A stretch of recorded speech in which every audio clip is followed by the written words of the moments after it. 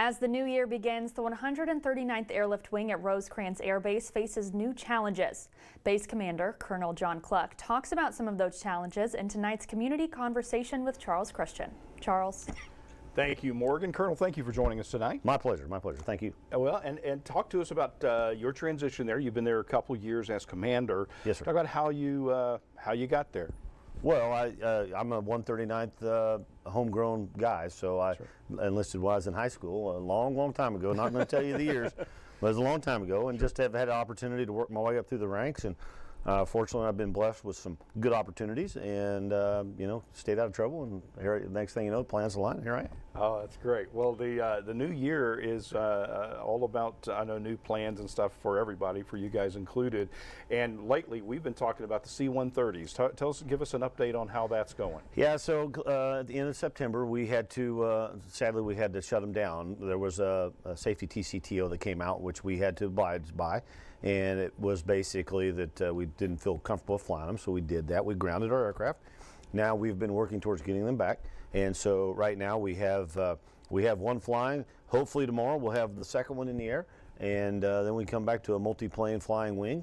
Probably we'll get another one towards the end of January. So we're getting healed up faster than we thought we would, which is good. So we're excited about that. And talk about the importance of the C-130s in regard to not only your day-to-day job, but your training as well. Well, I mean, the C-130's mission is tactical airlift. So as we like to call ourselves, the bus drivers for the Army, because they got to get to a lot of places. So that aircraft is used many avenues there, but where we use it, not only for training our local people, but we also, it's part of our Advanced Airlift Tactics Training Center, and also our Weapons Instructors course. So we have people from outside of the St. Joe area, other units, and to be honest with you, other nations that come to Rosecrans Memorial Airport to train their team with what we can teach them. Oh, that's amazing. So you're always kind of doing some kind of training, it seems yes, like. Yes, always. All right, that's great. So having those C-130s up in the air is going to make it. Well, right. I got to keep. year. Yes, absolutely. We got to keep our local people trained as well. You know, you never know when the ask might come of us, right? And so my job is to make sure the wing's ready when that does. And having flyable aircraft where we can continue to train is really a requirement for that. That's great. Now, it looks like Rosecrans is going to be able to benefit from the new omnibus package to an extent.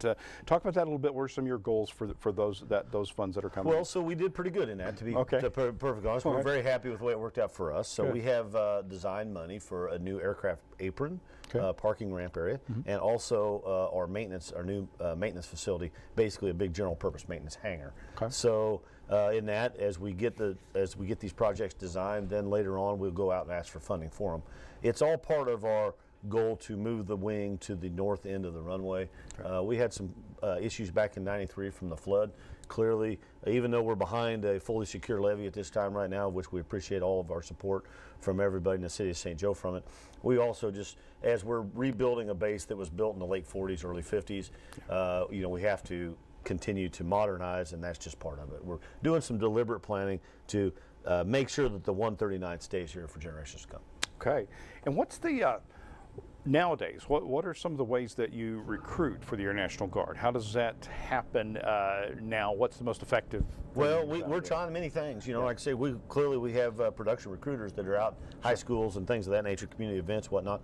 We've also had a couple career fairs, and we're sort of treating it like a college day where kids would maybe go to Northwest or Missouri Western or somewhere like that and just spend the weekend there. So we're sort of trying to build that business model to not only bring the high school students in to just get a feel of our base, but then also allow them to come back with their parents on a weekend to get to know what we could offer them. The things we have, I mean, we just have tremendous amount of benefits to offer people, but if I can't do a good job of getting that out to them, then they don't know it. Right, right, that's right. Well, and do you think that are you seeing kind of, are there, I don't know if there are any numbers available that are seeing some trends in your direction? Well, we had a pretty solid year last year, and this year's, when I say year, that changed around, the fiscal year, 1st of October. So last year we had I thought, really good recruiting numbers. This year's off to a good start, but it kind of goes with school cycles too. As the kids come back, they get out of high school, get ready for college, some of that. So there's peaks and valleys of it, but right now we're off to a really good start and we're excited about it. Great. Now, you mentioned you grew up in Wathena. That's Yes. your home, and you are now, I know it's no secret, the mayor of Wathena. I am the Talk mayor of about how Wathena. that came about and how that works with your current position. Yeah, it keeps me busy. Yeah, I don't get I'm many sure nights that's off, I'll right, tell you yeah, that. that's So, no, I mean, just I was honored. Some of my the community members asked me to serve. I had not filed for election, so I said, well, if the community wants me to serve, they'll figure out a way to get me elected, and they all wrote me in enough that I won. Oh my so goodness, yeah. I'm honored to serve. It's I feel like I truly believe if you have the ability to serve, you have the responsibility to serve. So, me and my wife are both very community-oriented people, and we want to continue to be that way and raise our children to be that way. So this is my part of serving, giving back. That's wonderful, and it sounds like that's kind of working together well with your big responsibility there too. Well, I think it helps, and there's been times where I think it's been very beneficial to both entities. That's very good. And speaking of that, now you mentioned, I know we've just chatted about this beforehand, but I did a little research, and that base is a top 4 employer in this area. I don't think people realize that it's a big employment boost to the area as well. Talk about that a little bit, the importance of that. Yeah, absolutely. We have a little bit over 1,000 members of our wing through all statuses, but about 400, sometimes it goes up a little bit, about 450 full-time members every day. And plus when you bring in the outside entities with the other people that are coming in to go through our schoolhouse, plus the international community, we swing a pretty big economic hammer in the city of St. Joe, and that's why we appreciate everybody's support so much. You guys throughout the community just couldn't be better to the 139th, in my opinion. That's great. That's great.